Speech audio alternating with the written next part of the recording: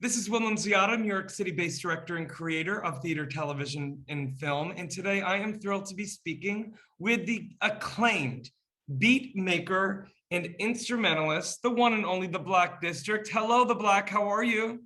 Hey, how's it going? I am thrilled to be here. I really appreciate the opportunity, man. This is excellent. This is awesome. Well, listen, The Black, I'm so appreciative for your time and you being one of the only artists, and I've interviewed over 600 thus far, one of the only artists that do exactly what you do. So I'm excited for you as being one of the first true beat makers and instrumentalists to come on board. The Black, my first question for you is, where were you born and when did you realize you wanted to be a part of the music industry? Oh man, I was born in Trenton, New Jersey. So I'm born and raised out of Trenton. And I think it was probably like I'll probably be like 13, 14 years old when I really got a hold of music. My uncle was a big influence as far as just introducing me into my uh, you know, first tape back in the early 80s. So that's really when I started to get into music and wanted to, just produce and just, hearing like Public Enemy and Slick Rick and all those guys like that. And you're just like, wow, this is amazing. Like, but it was just more of what was on the back end that really drew me into the music. So that's probably really when it started. I love it. Well, look it. I can only imagine you have an amazing studio, by the way, that we're getting a little sneak peek Oh, of. I'm sure you were very busy during the pandemic, and I'm curious to know how you were able to keep busy, during such a traumatic time. But how were you able to, as both, a beat maker, producer, instrumentalist, you kind of do it all. But I'm curious, like, give me a little sneak peek about some of the collaborations that you worked on and some of the things that may not even be out yet that we can expect sooner rather than later. gotcha. So during the pandemic, it was really just about staying busy on top of, the day-to-day tasks that I have. So I was actually working on a new, a beat tape called, um, dang, I don't know why it's avoiding me now because I didn't actually do it, but I started it and it was called Ultra Instinct actually.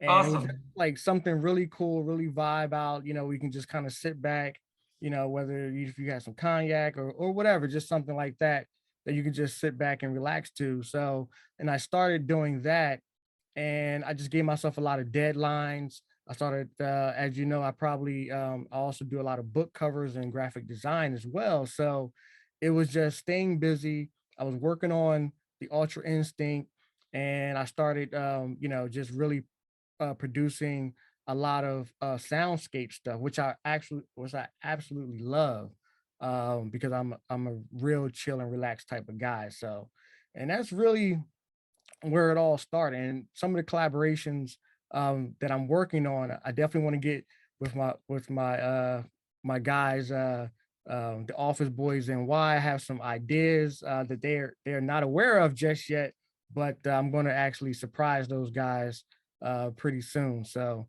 that's pretty much what I was doing That's over the amazing. And look pandemic. at, I also love one of your taglines. I feel like everything that I've researched about you, it's like you said, like, welcome to the Black Renaissance. I mean, you do it all. Talk to me a little bit about how you got into book covers because in CD art, because I'm an author, like, let's just say I'm an author or like, okay, sorry, I'm going to backtrack. Okay. I am thinking about this FENIX app being such an amazing tool for someone, especially like you, because you do so many things amazingly well. Because we already have on FENIX a ton of authors, obviously singer-songwriters, obviously musicians and producers looking for beats. I feel like you are your own one-stop shop. And now with FENIX, with the app, this personal app that you have with FENIX, people can learn all about everything you do. Talk to me about how you got into specifically the book covers and the CD art. Wow. So the book covers actually started where I was actually wanted to produce my own book. Because I also write as well. So I was actually going to come out with my own book at one point, and A lot of people just kept coming up to me, hey, do you do graphic design? Because I used to do a lot of web design, and they would ask me, do you also do do you do graphic design? I would say no, but then it kind of made sense for me to start getting into that realm. So that's when I actually, started really, moving forward with Photoshop, a little bit, a little bit more hardcore. Of course, I'm also um, a drawer. I can actually draw too, so that actually helped me. So, Well, not um, only a drawer, sorry, I'm gonna toot your own horn. I was scrolling through your Instagram the other day, and my grandmother was my best friend. And right. when I saw the story on one of your posts, please correct me if I'm wrong, Oh you were man, visiting your grandma, and yes, she gave to you a drawing that you made at 12 or 13 years old of a self-portrait that you made of yourself.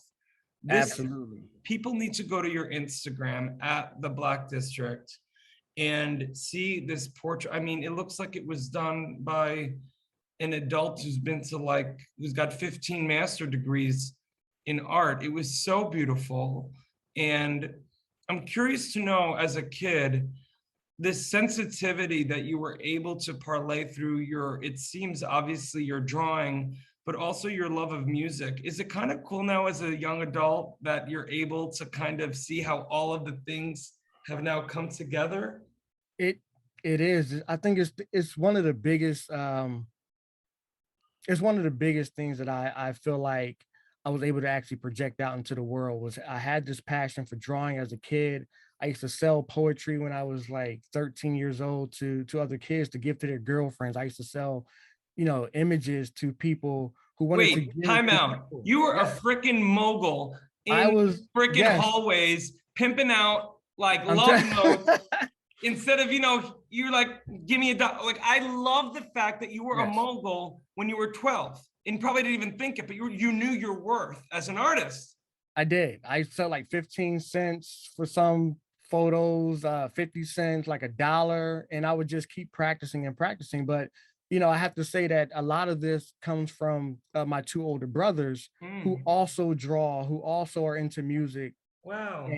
and they just I felt like if I could just be a percentage of what they are as far as their talent, then I could do anything. And they actually made me tough and just, allow me to express myself in a time and in a place, growing up in the inner city where I hear you. you can get yourself lost. So it was a beautiful thing, art and music. So, and here's a tidbit. I'm just gonna throw this in here. Go, This is baby. like so a lot of people don't know.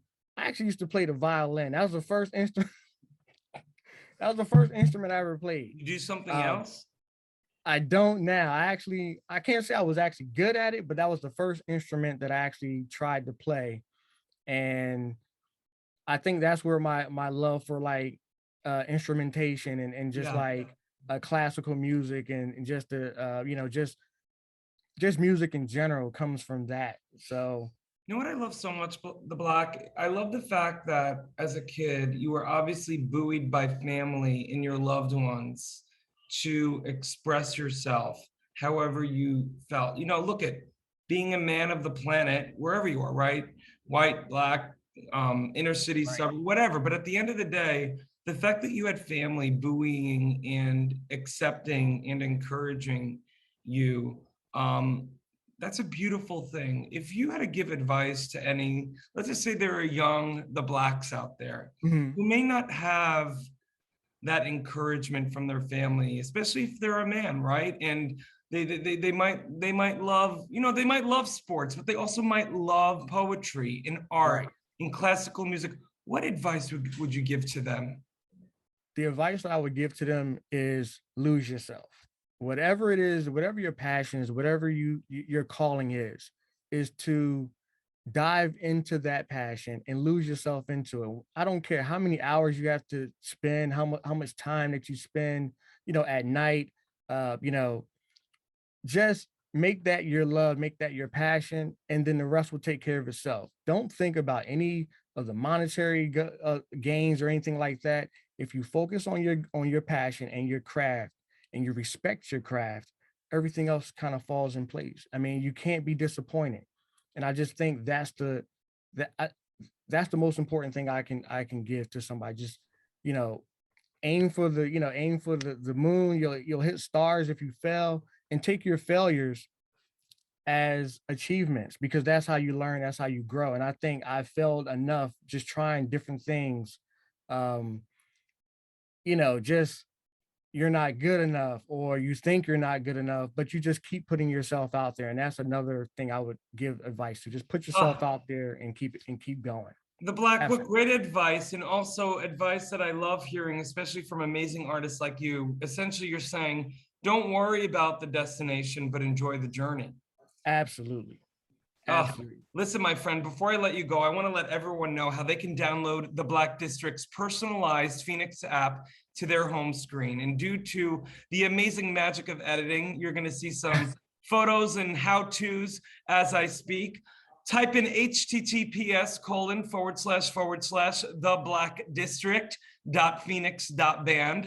hit that add button, then hit that add to home screen button. My dogs are barking. They're so excited about it.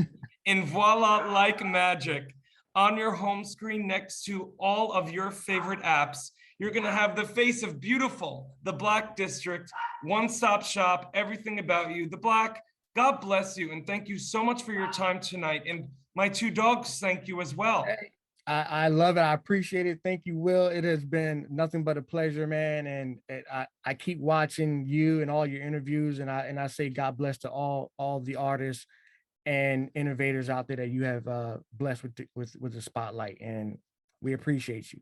Well, listen, the Black, it's speaking to artists like you and with artists like you that gives me the confidence and, dare I say, the buoy to keep going, because you are so incredibly talented. And I'm so freaking thrilled, excuse my French, but freaking thrilled that you are joining when you are, just as you are about to blow up. And I'm glad we're connected now, the Black.